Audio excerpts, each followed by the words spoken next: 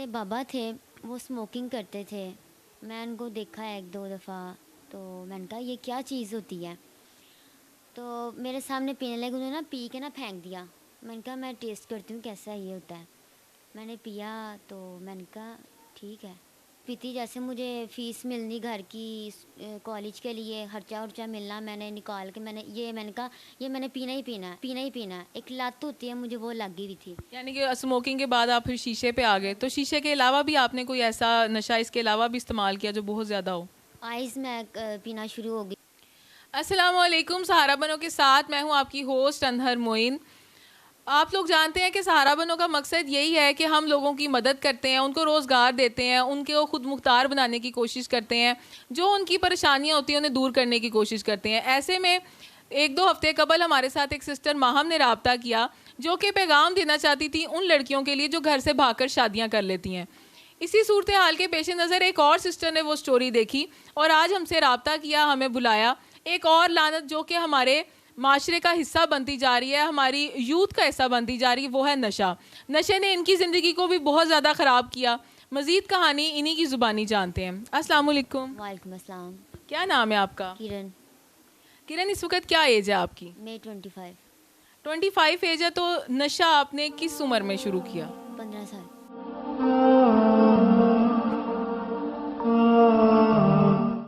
15 साल की उम्र में क्या वजूहत बनी थी, कैसे शुरू कर लिया? कुछ भी नहीं, मेरे बाबा थे, वो स्मोकिंग करते थे। मैं उनको देखा है 1-2 दफ़ा, तो मैंने कहा ये क्या चीज़ होती है? तो मेरे सामने पीने लगे, उन्होंने ना पी के ना फेंक दिया। मैंने कहा मैं टेस्ट करती हूँ कैसा ये होता है। मैंने पिया तो मैंने कहा ठीक है। फिर मैंने कहा नहीं। फिर मेरे बाबा ने अगले दिन फिर पिया, उन्होंने आधा पिया और फिर फेंक दिया। मैंने फिर पिया, मैंने कहा ये तो ठीक है, ये अच्छा है। तो आहिस्ता आहिस्ता मैंने देख बाबा की तरफ मेरी नज़र थी, बाबा कैसे पीते हैं, किस जगह रखते हैं, किस जगह नहीं रखते। कई बाबा तकिए के नीचे रख लेते, कभी टेबल पे, कभी शीशे पे रख देते थे। नहीं, तो आपके बाबा ये जैसे रखते थे या आप इतना नज़र रखते थे या आप उठा के पी लेते थे, तो घर में और किसी को खबर नहीं थी इस चीज़ की? नहीं, मैं चोरी पीती थी। चोरी तो पीते थे, लेकिन इतना ज़्यादा यानी कि बहुत कम पीते थे उस वक़्त, कोई ज़्यादा यानी कि सिर्फ जस्ट के जब आपके दाल लग गया? हाँ जी, जैसे बाबा सो गए तो मैंने निकाल के पी लिया, नहीं तो बाबा नहीं होते तो मैं फिर नहीं तो कभी किसी से मंगवा लिया, तो कभी किसी से मंगवा के पी लिया। तो मीन के ये आपका एक यानी कि नशा आपका स्टार्ट यही था कि आप स्मोकिंग करने लग गए थे अपने बाबा को देखते हुए। ये बहुत ज़्यादा गलत हरकत होती है कि जो हमारे घर के जो बड़े हैं, जो भाई है, कोई घर में बाप है, ये जो स्मोकिंग घर में ले आते हैं उससे बच्चों पे क्या असरात मुरतब हो रहे होते हैं ये हमने कभी भी नहीं सोचा। बहुत सारे लड़के, ये तो फिर लड़की हैं, बहुत सारे लड़के भी इस वजह से स्मोकिंग का शिकार हो जाते हैं। और जाहिर बात है आज हमारे पास लड़की एक खुद को एक्सपोज तो कर रही हैं वो, लेकिन ऐसी बहुत सी लड़कियाँ होंगी। उसके बाद नेक्स्ट आप इतना ज़्यादा नशे के अंदर कैसे इन्वॉल्व होगी? मेरी दोस्ती भी, मैं कॉलेज जाना शुरू हुई, मेरी दोस्त थी तो उसने मुझे कहा कि आ जाओ, पार्टी दी उन्होंने मुझे, कहा कि आओ शीशे की पार्टी है। मैं गई, मैंने पिया तो मुझे बहुत अच्छा लगा। तो आहिस्ता आहिस्ता मैं ये चीज़ पीती, जैसे मुझे फ़ीस मिलनी घर की, कॉलेज के लिए खर्चा वर्चा मिलना, मैंने निकाल के मैंने कहा ये मैंने पीना ही पीना है, पीना ही पीना है। एक लत होती है, मुझे वो लगी हुई थी। यानी कि स्मोकिंग के बाद आप फिर शीशे पे आ गए, तो शीशे के अलावा भी आपने कोई ऐसा नशा इसके अलावा भी इस्तेमाल किया जो बहुत ज़्यादा हो? आइस में पीना शुरू हो गई, कभी भी किसी से। फिर मेरे घर वालों ने कहा कि ये इसको शक हो गया घर वालों को मेरे कि ये करती है ऐसे काम, तो उन्होंने मुझे मना कर दिया कि ये काम ना करो। मना तो आपको पता है कि मना तो हुआ, लेकिन उसके बाद वो लोग इस तरफ भी तो बढ़ते हैं ना कि हमारा बच्चा ये छोड़ दे। हाँ, तो उन्होंने मेरा इलाज करवाने के लिए लेके गए, लेकिन मुझे घुटन होती थी हॉस्पिटल में कि मैंने नहीं, मुझे वो चीज़ चाहिए, मुझे ला के दो जहाँ से मर्ज़ी, मैंने वो चीज़ लेनी है। लेकिन 8-10 दिन मैं थी, उसके बाद मैं फिर वहाँ से भाग गई, दोस्त के घर गई, उसने फिर मुझे दिया तो फिर मुझे सुकून मिला। नहीं, तो फिर उसके बाद आपके साथ इतने प्रॉब्लम्स आए, आपके घर वालों ने पीछा किया, ट्रीटमेंट करवाया, उस वक्त आपने खुद ना सोचा कि मैं इसको छोड़ दूं कि अब घर वाले मुझे इसमें से निकालना चाहते हैं? एक टाइम था ऐसा, अकेली बैठ के सोच रही थी कि मैं ये काम छोड़ दूँ। रिश्ते भी मेरे आए थे, लेकिन उन्होंने कहा कि ये लड़की है, नशा करती है, रिश्ता कहते कि नहीं हमने नहीं करना है, लड़की ये काम करती है, लड़की वो काम करती है। इसलिए वो रिश्ता भी मना कर देते थे। नहीं तो ये तो बड़ा ही एक ऐसा, जब किसी लड़की आम ये लड़कियों के लिए जब ये घर से शादी की बात होती है तो रिजेक्शन तो एक बहुत एक इमोशनल वर्क होता है कि जी आप किसी के सामने गए और उन्होंने आपको रिजेक्ट कर दिया, तो उस वक़्त मीन के क्या सूरत हाल थी, आपने सोचा ना? मैंने ये कुछ नहीं तो सोचा, मुझे बस ये था कि मैंने वो पीना है, तो बस इसी वजह से मुझे कुछ कुछ सोचता ही नहीं था कि ये मुझे ऐसी चीज़ लग गई हुई थी कि मैं इसके बगैर रह नहीं थी सकती है।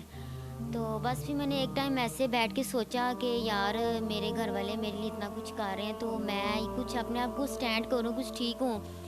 मैंने फिर पार्लर की जॉब शुरू की, अपना इलाज खुद करवाना शुरू किया। 1 साल के अंदर अंदर मैंने अपने खर्चा खुद ही सब कुछ किया, मैनेज करके जॉब करके मैंने ये सारा काम किया कि अपना इलाज कराऊँ, मैं ठीक हूँ, कि ताकि मेरे घर वाले मुझे अच्छा समझे, बुरा ना समझे। तो मैंने फिर अपना इलाज करवाया। 1 साल के अंदर अंदर मैं अच्छा, वो उस वक़्त आपके घर वालों ने, जब आप उनको पता लग गया कि आप अब नशा छोड़ रहे हो, आप अब वापसी की तरफ आना शुरू हो गए और आपने अपने इलाज के लिए कोशिश शुरू कर दी, तो उनमें से कोई आगे नहीं बढ़ा कि वो आपकी इस बारे में मज़ीद हेल्प करे? तो कह रहे थे कि ये कि बाज नहीं आने वाली है, ये तो वैसे ही हमें दिखावा दिखा रही है, लेकिन मैंने पूरी कोशिश की कि नहीं बाबा ऐसी बात नहीं है, मैं ठीक हो रही हूँ, आप ना करें, ऐसे टेंशन ना लें। लेकिन मैंने अपने आप को स्टैंड करने की बहुत कोशिश की कि मैं अपने आप को स्टैंड कर लूँ। मेरी कल को शादी होनी है, मैं ऐसे काम ना करूँ, ये बहुत गलत काम है। मैं जिस फील्ड में चली गई हुई हूँ, ये काम नहीं करना चाहिए, मैं लड़की हूँ, ये काम नहीं अच्छे लगते हैं। लेकिन मेरी दोस्तें थी, उनकी भी कुछ ऐसी ज़िंदगी ख़राब हुई है, तबाह हुई है। मैंने उनको देख के कुछ नसीहत मुझे होगी, जिसकी वजह से मैंने अपने आप को स्टैंड करना शुरू किया। तो आज तकरीबन आपकी एज 25 साल है और अब आपने कोशिश करके अपना इलाज भी किया, सब कुछ किया। ये जो एक 10 साल गुजर गए, कभी ख्याल नहीं आता कि अगर जो एक मेरी ज़िंदगी चल रही थी, मेरी स्टडी रहती, मैं कुछ आज और होती? बस बहुत ज़्यादा पछताई हूँ मैं अपने आप में कि मेरी स्टडी भी वेस्ट होगी, रिश्ते आए वो भी चले गए। बहुत ज़्यादा, कि जिसको कहते हैं ना टूट जाता है इंसान, वो वैसे बन गई थी मैं। लेकिन शुक्र करती हूँ अल्लाह का कि मैं अब अपने आप को ठीक कर लिया है, स्टैंड हो गई हूँ मैं। तो अब मैं कुछ ना कुछ करके दिखाऊंगी, रिश्ता भी होगा, एंगेज भी होगी मेरी, तो इंशाल्लाह मैं अब शादी की तरफ जाऊंगी। ये काम मैंने छोड़ दिया है। आपने छोड़ दिया, लेकिन अब आपने हम लोगों को यहाँ बुलाया अपने स्टोरी के बारे में, आप क्या चाहते थे? अब आप नेक्स्ट आपके लिए क्या, आपको क्या पैगाम था आपका? मैं यही कहूँगी कि अगर किसी का बहन या भाई या बाप कोई भी ऐसे काम घर करता है, किसी के सामने ना करें, बच्चे के सामने ना करें कि वो बच्चा वो बात फॉलो करता है, ये काम घर में ना करें। अगर किसी का भाई इस गलत फील्ड में चला गया, उसको मना करें कि ये काम नहीं करना चाहिए, क्योंकि मैं अपनी लाइफ बर्बाद कर चुकी हूँ, मुझे पता है। मैं यही मैसेज दूंगी कि अपनी लाइफ आप लोग ऐसी गुजारे कि अच्छी गुजारे। अगर आप लोग किसी गंदी गैदरिंग में भी बैठे हैं ना, तो अपने आप को सीधा रखें, स्टैंड रखें कि यार ये गंदा है, मैं ऐसा गंदा नहीं होना चाहिए।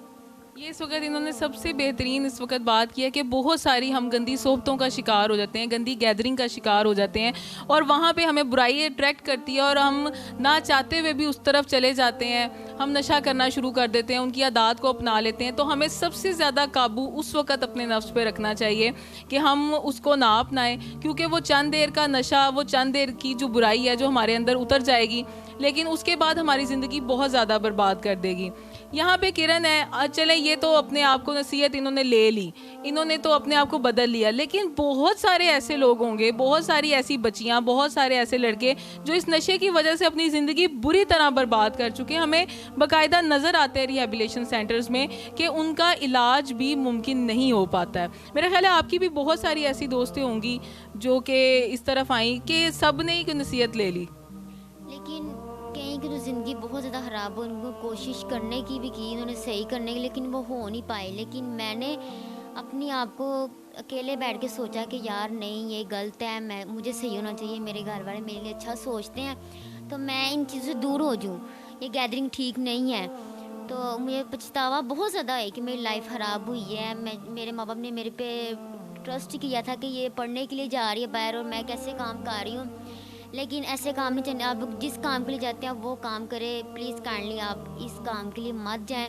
जो भाई है, बहन है, अंकल है, जो भी हैं, इस काम की तरफ मत जाएं, ये बहुत गंदी चीज़ है, मौत है ये।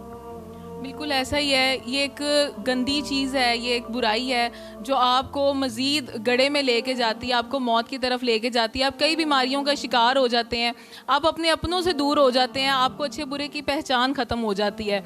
तो ये हमारे ये आज की स्टोरी का मैसेज ही यही है कि वो लोग जो आपके इर्द गिर्द इस चीज़ का शिकार हैं, उन्हें बर वक्त इलाज भी प्रोवाइड करें अगर वो गलती से इस लत में लग भी गए हैं। और अगर कोई उनके साथ मसला है, क्योंकि बाज़ दफ़ा इतनी देर हो जाती है कि इलाज भी मुमकिन नहीं रहता है, हम जितना मर्जी करवा लें वो शख्स नहीं ठीक हो सकता है। तो सबसे पहले अपने घर से इस लत को ख़त्म करें। अगर आपको ये आदत है तो इसको घर से बाहर रखें, घर के अंदर इसको मत लेकर आएँ। और अगर किसी के साथ ये मसला आ जाता है, स्पेशली कॉलेजेस में इस चीज़ के ऊपर ध्यान होना चाहिए। ये जो नई यूथ इस तरफ आ रही है, मुसलसल नशे के इस्तेमाल पे लग रही है, तो इसके ऊपर मुकम्मल किस्म की सख्ती होनी चाहिए, बैन होना चाहिए, इसकी ऊपर चेकिंग होनी चाहिए, ताकि कोई भी किरण अपने ज़िंदगी के 10 साल इस तरह से ना बर्बाद कर सके। मिलेंगे इंशाल्लाह नई स्टोरी के साथ। अपना बहुत ख्याल रखिएगा। अल्लाह निगहबान। पाकिस्तान जिंदाबाद।